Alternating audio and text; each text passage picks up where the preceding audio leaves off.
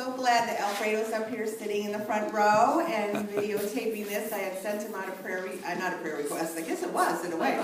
I said, Alfredo, are you going to be here to record this talk? Because I feel it's that important that I want to be sure even the folks who aren't here today get the opportunity to hear what I have to say.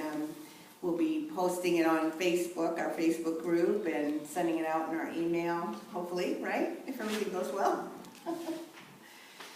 So, what is so important? Well, last week, how many of you were here last week? A number of you, good. So you know that we did some changes of the languaging of some of the things that we say every week at our Sunday services. And I promised you that this week I would talk about why and how that came about. But I just want to do a review for those who weren't here last week that we basically made some changes in our statement of faith, which we used to say there's one presence and one power in the universe, and in my life, God, the good, omnipotent. Now we say omnipotence. You're like, well, that's not too bad, right? I can handle that. Maybe. So omnipotent to omnipotence. And then in our love offering prayer, we used to say divine love flowing through me, blesses and multiplies all that I have, all that I give, and all that I receive. And now we're saying divine love that I am, blesses and multiplies all that I have, all that I give, and all that I receive. So that's a little bit divine love that I am. Okay, it's not flowing through me, it's who I am. Yes, and then even with the blessing of the children, which actually has ripple effects because we do blessings with each other all the time. The typical unity blessing is we love you, we bless you, we appreciate you, and we behold the Christ in you. And some people have taken it and we behold the Christ as you. But what I'm suggesting here is that we start saying, and we behold the Christ you are, and I am. Okay. And then the big one. Where's my the golden calf of unity. Because we love unity. Minister Reverend James Dilla Freeman. And the prayer of protection here, the light of God surrounds us, the love of God enfolds us, right? We have it right up here. The power of God protects us, the presence of God watches over us. Wherever we are, God is. A prayer that's said in almost every Unity church throughout the country and the world.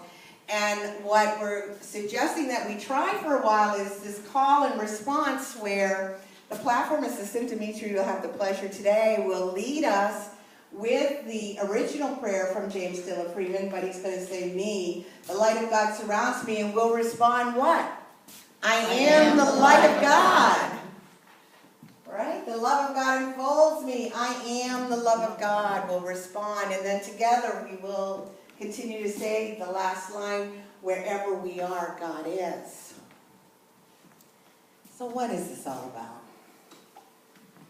Am I just getting restless? I need some change.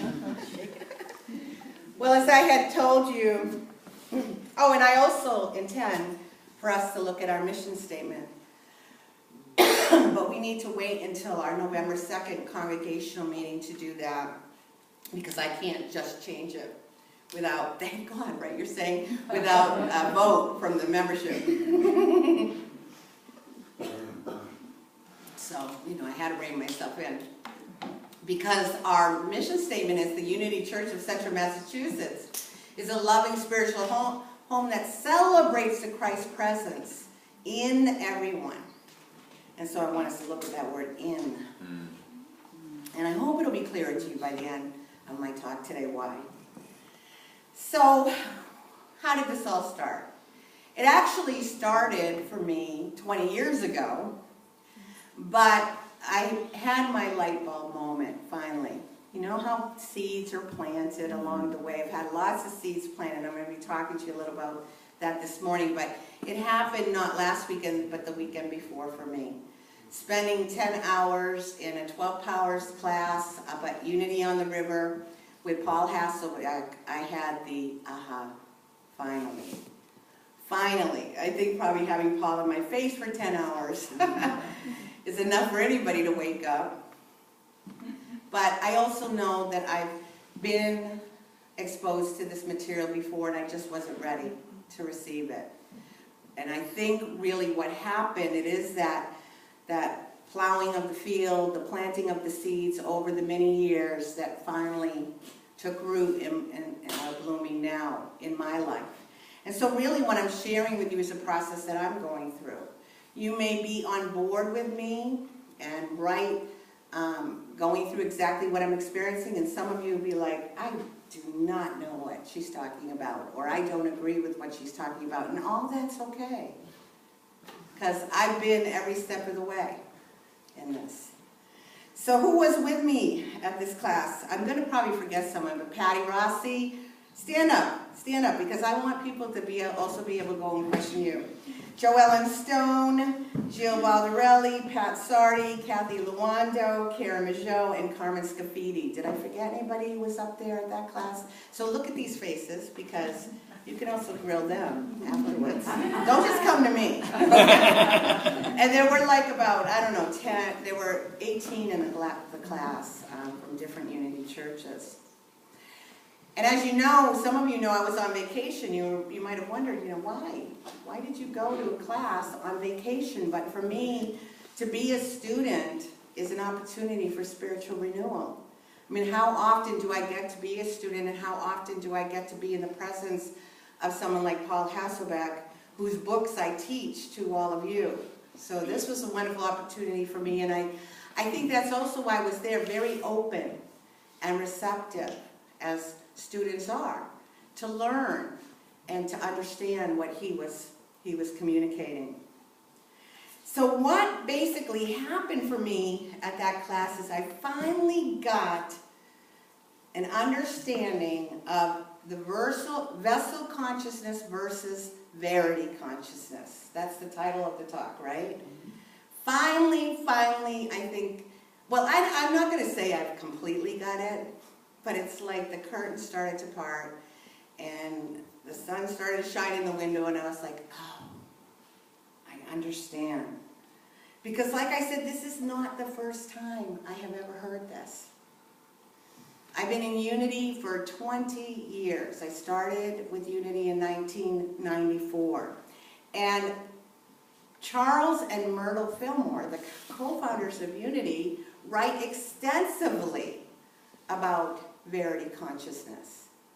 I have read all their books, and yet I still didn't go that step deeper. Imelda Shanklin, what are you? Emily Cady. One of the biggest books on Verity consciousness is Eric Butterworth's Discover the Power Within You. I've taught that book.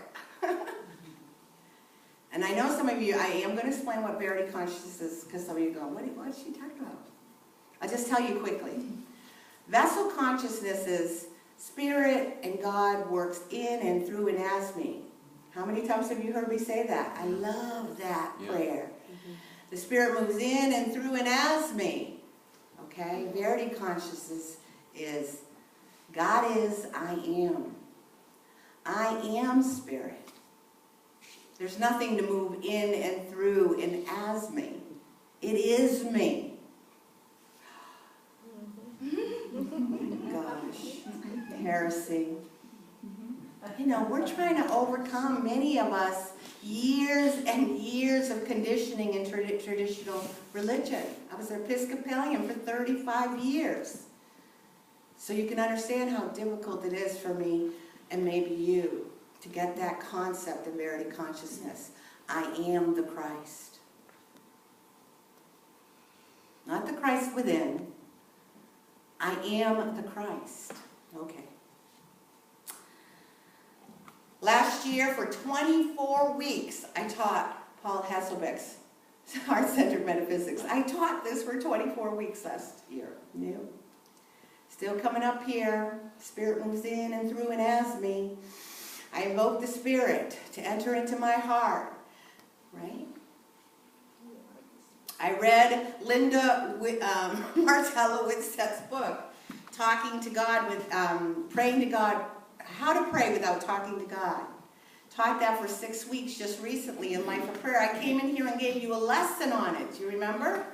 If any of you, it's on Facebook, I believe. You can find it on Alfredo's your Twitter account. Because I went back to listen to it. I gave such a Verity consciousness talk. The whole thing was Verity consciousness. And you know what I did? At the end, I spent 5 minutes doing vessel consciousness prayers with you. That's how I ended it. I was like, whoa! BJ, wake up. Wake up. And these prayers were all from a publication from Unity. I didn't write them. We're going to talk about that. Because this is a shared condition in Unity. We're in level 3 of consciousness. Many of us. Not all of us. Okay? I've even studied and preached on the 4 levels of consciousness before, as presented by Michael Beckwith. Do you remember me doing that? Where you have the victim. There's 4 levels, by the way, folks. Michael Beckwith has a system, and it's really exactly the same as what Paul Hasselbeck is presenting right now. Michael Beckwith is he's a religious science minister. He has the Agape Church out in California. I think they have like a membership of 2,000 or whatever, but he's done a lot of work on these levels of consciousness, and there's the victim consciousness. The manifestor consciousness is level 2. The surrender consciousness is level 3. And the 4th level is the mastery level. So it's the same thing.